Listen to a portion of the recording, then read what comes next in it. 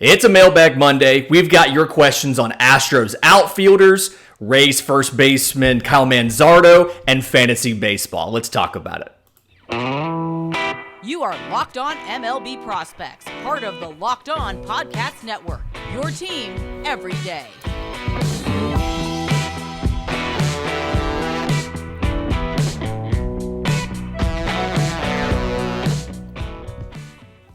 Yes, welcome on in to Locked On MLB Prospects, your home for all things minor league baseball. I'm your host, Lindsey Crosby, baseball writer and podcaster. Thank you for making this your first listen every single day.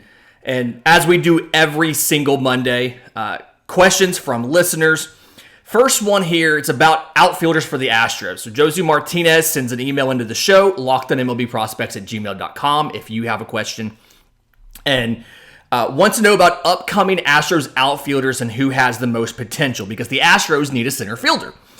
As far as he asked for projections, homers, average OPS, who has the highest ceiling, and who do I think is going to be the next permanent center fielder for the Astros. So this is probably an entire show if I were to hop on with the guys from Locked On Astros. But quickly, when I went through the system and thought about where would I put guys, I have just using prospects, a left to right, a fourth outfielder, utility guy, and all of that. So if this is me, my left fielder for the Houston Astros, just from the prospects that you have, is Jacob Melton, 2022 second rounder out of junior college, like Lynn Benton Community College, 6'2", 208.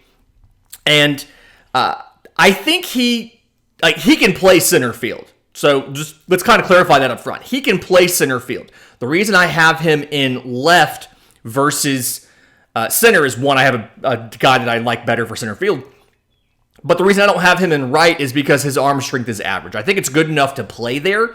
It's just not something where it's particularly noteworthy. And there are guys who are candidates for right field who have stronger arms. So I think he'd profile best in left there.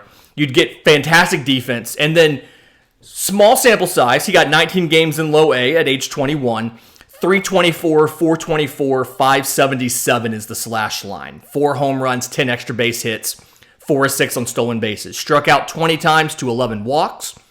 So kind of flirting right there around that 25% strikeout number, which somebody who's acclimating to the bigs, a thing that I kind of understand. But I've got him as a top 5 prospect right now. Good speed, plus speed. I think his power is above average to plus, somewhere in there. He's got a lot of stuff in his swing, right? Like a lot of moving parts. So simplifying some of that's going to help unlock the power. But he's done really well as far as when he was in college at Oregon State.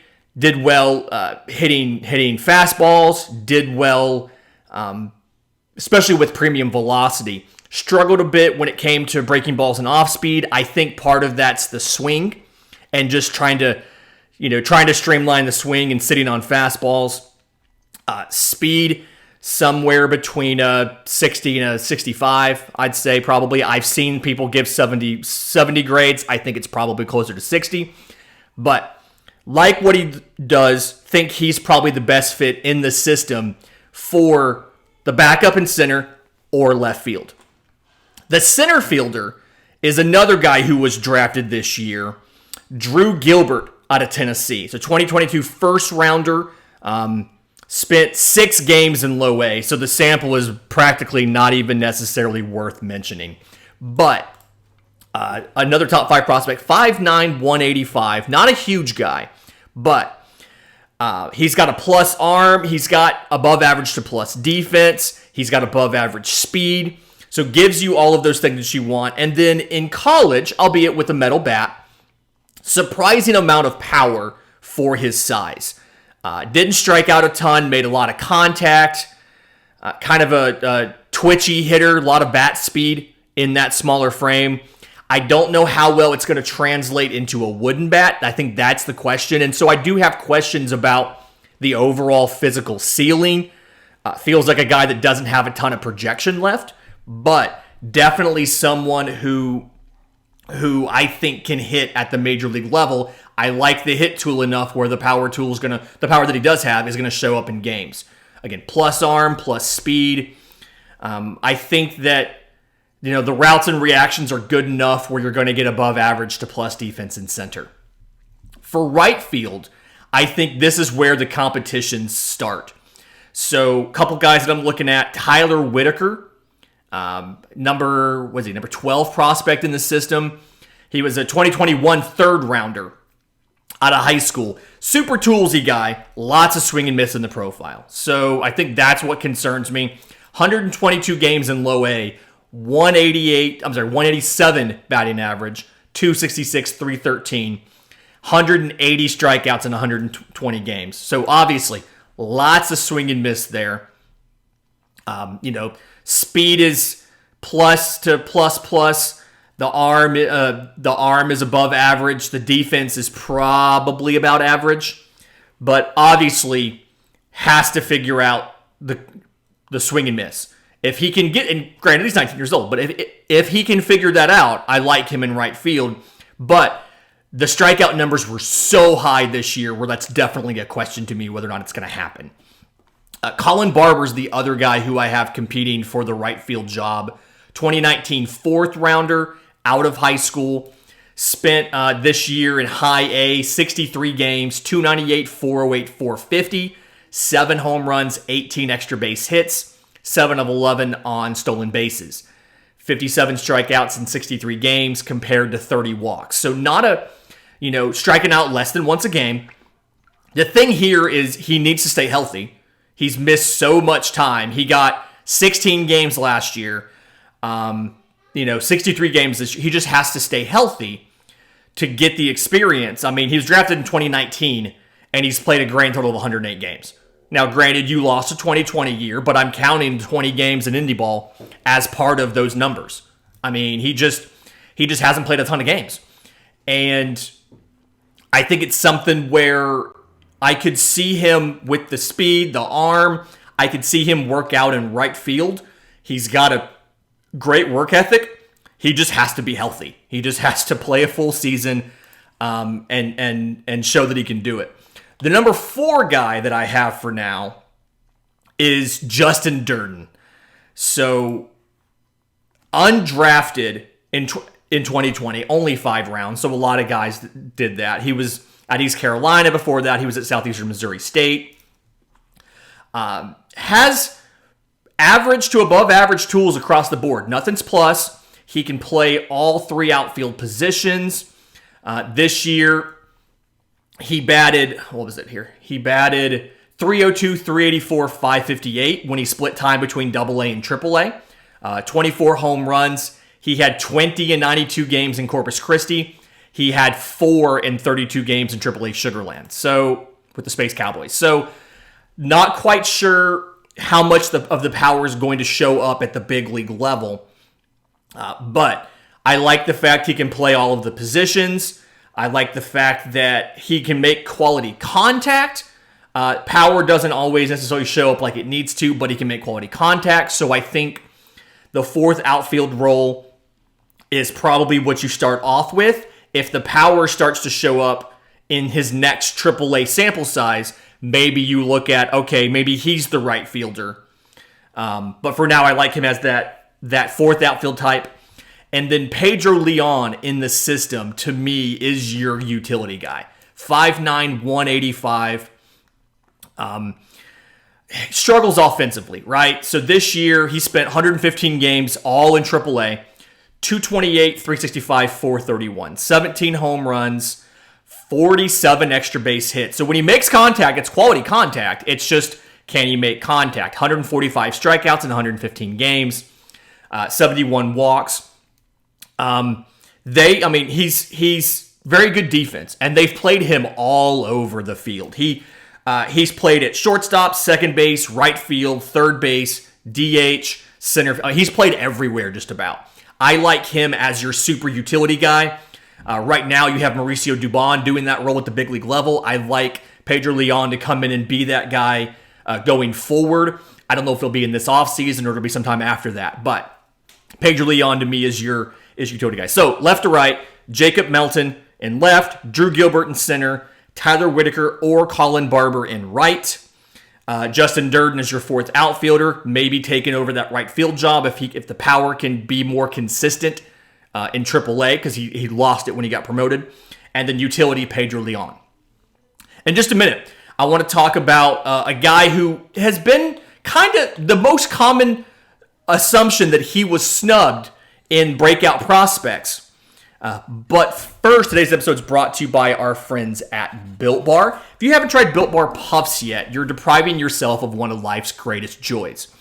And the new flavor they have is delicious, indulgent cookie dough covered in chocolate. So the cookie dough chunk puffs, light and chewy texture, real cookie dough chunks, and it's covered in 100% real chocolate. It's the joys of eating cookie dough without the hassle of making it. And it's healthy for you. 160 calories, 15 grams of protein. So go to Built.com, snag a box for yourself and the family. It is the perfect treat. Or you can just, find a hiding place and stash them all for yourself. I have some here in my home office. The kids don't come in here. And so, whenever I want them, I've got them. I don't have to worry about somebody eating them out from underneath me. So you're going to love the cookie dough chunk puff. If you need a snack for your workout, a late night treat, a quick bite because you got the cravings, whatever, Built is the perfect protein bar. It tastes better than a candy bar. You can ditch the calories, the fat, and the sugar by grabbing yourself a Built bar. So go to Built.com, use promo code LOCKEDON15 and get 15% off your order. It's a new promo code here. Promo code LOCKEDON15 at Built.com. Okay. Thomas Pistolis in email is the one that I'm picking for this, but a lot of people have sent this in, whether it's Twitter, whether it's YouTube comments. Shout out Jacob on Twitter. We had a conversation about this. Kyle Manzardo of the Rays kind of feels like he's been snubbed for one of the breakout players of the year. So 2021 second rounder out of Washington State, 6'1", 205, plays first base for the Rays. And so his stats between high A and double A this year, 2/3 high A, 1/3 double A, 93 total games, 327, 426, 617, 22 home runs, 49 extra base hits, 59 walks to 65 strikeouts, 1 for 2 on stolen bases. So shout out for the stolen base. That was in double A too. One, not even in high A where they have all the different pickoff rules and stuff. So the crux of Thomas's question was, at what point does absolute production trump positional value? And I feel like Kyle Manzardo is one of the guys where he's the poster child for it takes a lot longer than we think, and perhaps it shouldn't. So if you remember, we've talked about how to properly value catchers. And when we talked about valuing catchers, we talked about how the average offense for a catcher is lower than league average. Obviously, you're in the opposite situation at first base. The average first base production, it is an offense first position. The average offensive production at first base is about 10% higher than the average across the diamond. It's something, your WRC plus needs to be 10% higher at first just to be average in MLB. And so it feels like to properly get recognized at first base, you have to dramatically outproduce other positions. This is anecdotal, but when I look at breakout lists and I look at player production, it feels like to get recognized at first, you have to go somewhere around 25% more production than a shortstop or a third baseman or something like that. I absolutely think Kyle Manzardo deserves to be one of the breakout players of the year. Coming up this week, we're doing the minor league players of the year for every organization. We're going to cover 2 different divisions every day. So we'll do the Central for American League and National League one day. We'll do the East, we'll do the West, and then we'll do our final awards on Friday. But Kyle Manzardo feels like he should be in that conversation for breakout prospect in the Rays system. I think part of this is when you look at the offensive requirements are so high to get recognized. I think another part of it is when you have a first baseman that's not a great defender, which from what I've seen, Manzardo's considered right now to be fringe. I think he'll get to average, maybe above average in the bigs, but there's a little bit of kind of inherent, kind of we have reliever risk with pitchers. There's a little like DH risk. You have a guy that's not a great defender at first, and people think, oh, he's like, not only all he does is hit, like he can't even play first base defensively. And so people get a little bit discounted there as well. And then I just think there's a bit of bias against first baseman from the prospect apparatus in general. And Kyle Manzardo is a guy I haven't paid a ton of attention to, because when you're looking over 120 minor league teams, you're looking at the shortstops, you're looking at the center fielders, you're looking at the catchers, you're looking at the positions where it's so hard to find options. First base is seen as that option where, that's a fallback for just about anybody on the diamond. If they can't hack it where they are, you can throw them at first base, they'll be fine. And so I think a little bit of that's inherent bias. But no, Kyle Manzardo absolutely deserves to be recognized as one of the breakout players of the season. And when we go through minor league players of the year, I'm really hoping he's in that list. And we can kind of talk about what he's done. In just a minute, we're going to talk about some individual players, some recent draftees, questions from YouTube, as well as some fantasy baseball right here on Locked On MLB Prospects. And we're back.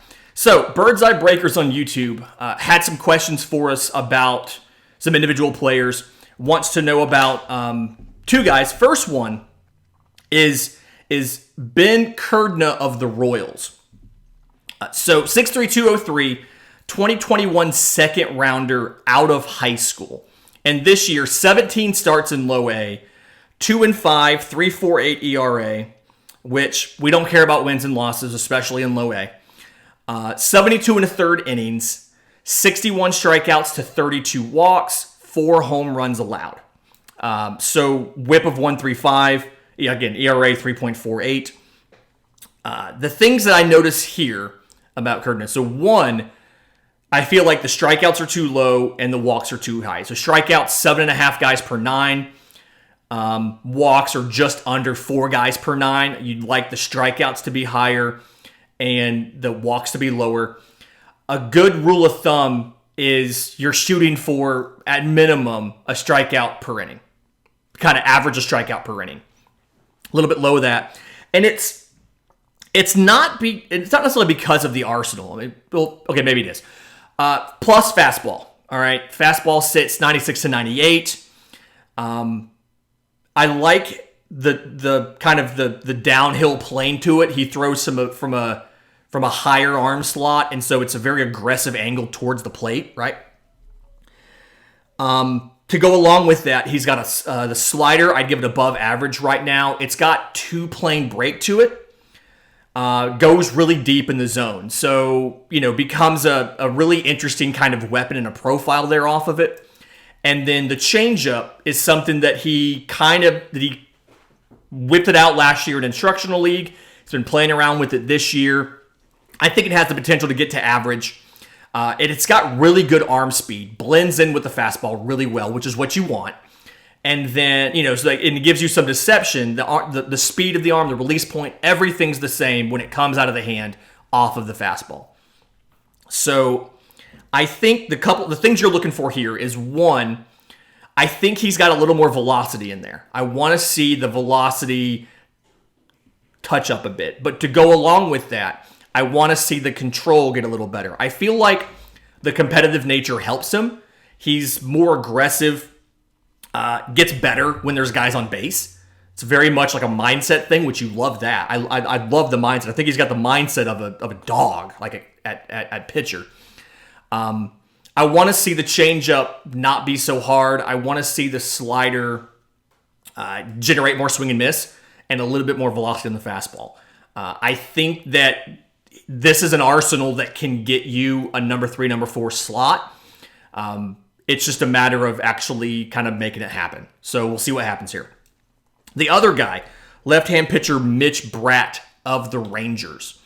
So 6'1", 190, 2021 fifth rounder out of high school. Actually got in 4 games last year in rookie ball as a 17-year-old. But this year at age 18, 5-5, 2.45 ERA over 19 games, 18 starts. with a 1.17 whip, 80 and 2/3 total innings, 99 strikeouts to 28 walks.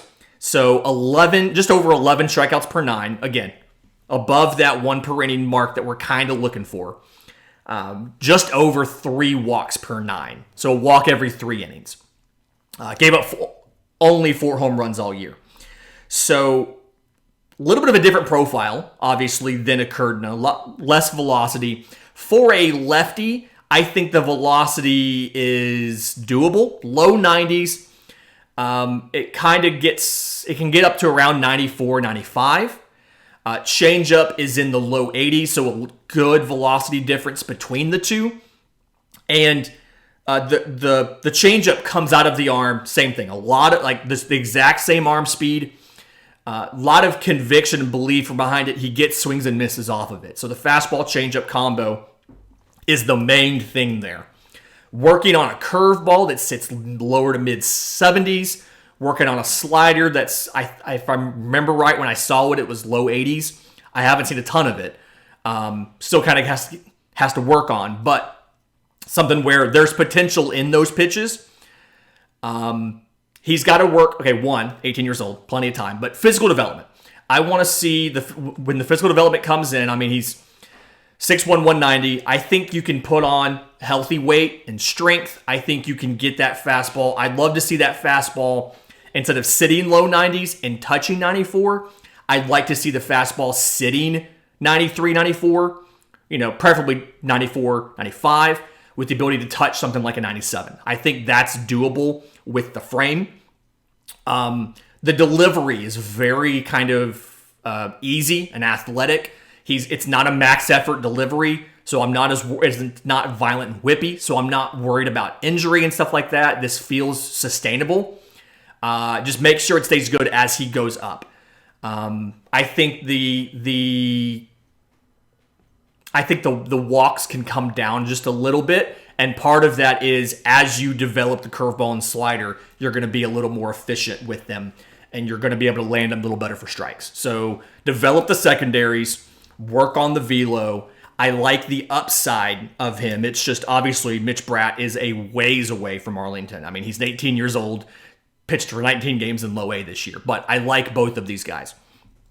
Had some fantasy baseball questions, so got a review. We always love reviews. This one was from Strong Bill Was 11 on Apple Podcasts, 5-star review, which, again, thank you for that. If you are listening to the show and you've enjoyed what you've heard so far, go out and leave us a review in the podcast app of your choice. Absolutely love those. But said he's a fantasy baseball player that's new to a dynasty league, and this has really helped him greatly. And his question for me was, do I play in fantasy baseball leagues? Do I find that my listeners are usually fantasy players or more interested in real-life baseball implications? And then do I have fantasy baseball in mind when I make the show? So I do play fantasy baseball, yes. My primary league, I'm recording this on Sunday. I am right now in the championship round. We don't end until the MLB season ends, so kind of wild. I am leading, so I'm hoping that I win my first fantasy baseball championship this year. I came in top 4 last year, want to win it this year. I find that a lot of my listeners, as I understand, and I just don't know enough about my listeners. We're doing a listener survey this offseason. It's going to come out in the next couple weeks to kind of get more information about you and about what you want to hear on the show. But from the ones that I talk to, a lot of them are fans of prospects as far as real-world implications, and then card collectors. A lot of card collectors as far as understanding prospects that are hot and are popping off, and you can see the values in the cards and things like that. Fantasy baseball in mind when I do the show, not always, and I think that's because I talk too much about defense. Defense doesn't matter when you are doing fantasy baseball. I don't always keep fantasy baseball in mind, but people who are fantasy baseball people do listen to the show, and from what I've been told, the Farm Fridays are where some of these fantasy baseball people are kind of listening to dig into a farm system to hear about gems that might be in a lower levels of a farm system. So, things like the breakout prospect reviews, stuff like that, those always do well. And I've been told that fantasy baseball people are listening there to hear about guys that are breaking out so they can go out and get those guys in their leagues. So I'll try to be a little more mindful of fantasy baseball going forward and talk about, whether it's draft stuff, whether it's recent draft, just trying to be a little more mindful of the needs of fantasy baseball. Maybe we can do a fantasy baseball segment every week where we talk about like potential call-ups and who may or may not be worth adding as they debut. I've had mixed results with prospect debuts this year. I've been pretty good with prospect debuts this year as far as the guys I chose to actually get and how they performed. I grabbed Spencer Steer for his debut. I think we hit 2 for 2 with 2 walks and a home run in his first game. I usually let the other guys in my league spend a ton of fab on the prospects. I'll go get the underrated guys, get a little bit of good production out of them, and then when the league adjusts, I'll go ahead and kind of let them move on. Maybe I'll flip them for somebody as I feel like the league's starting to adjust. So I do use my info here a little bit, but mostly, and my primary league's a redraft league, and so we don't do a ton of stuff with prospects. I am looking for a dynasty league. If you know of a dynasty league that is starting up for next year, reach out to me. I'm on Twitter at Crosby Baseball, shows on Twitter at Locked On Farm, or you can email us, lockedonmlbprospects@gmail.com. I am looking for a startup dynasty league for next year, so let me know about that. Again, fantastic week this week. We're going to be going over players of the year for every farm system, naming our pitcher of the year, our hitter of the year, our rookie and prospect of the year, and all that on Friday. So stay tuned for that. But until then, this has been Locked on MLB Prospects.